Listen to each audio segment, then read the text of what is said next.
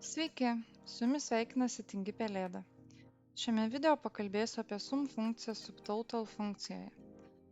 Subtotal funkcijoje galima panaudoti vieną iš 11 funkcijų, tarp jų yra ir sum funkcija, kurios numeris yra 9 arba 109, priklausomai ar reikia sumuoti rankiniu būdu paslėptas eilutes ar ne. Šiuo atveju subtotal su funkcija sum leidžia sumuoti tik filtro rodomas eilutes įtraukiant arba nerankiniu būdu paslėptas eilutes. Funkcija niekada nesumuoja iš filtruotų langelių.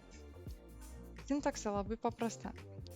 Rašome subtotal ir pasirenkame 9 arba 109.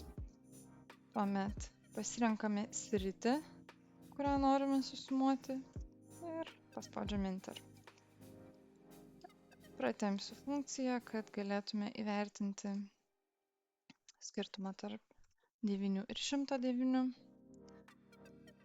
Dabar formulė rodo tą pačią sumą. Jeigu paslėpsiu porą eilučių rankiniu būdu, matome, kad jau atsiranda skirtumai. Atfiltravus tam tikras kategorijas, taip pat matome, kad formulė keičiasi pagal situaciją. Atkreiptinas dėmesys, kad subtotal funkcija naudojama sumuojant stulpeliu, bet ne eilute. Šiam kartui tiek. Jei patiko šis video, paspauskite patinka. Ačiū už dėmesį ir iki kito karto.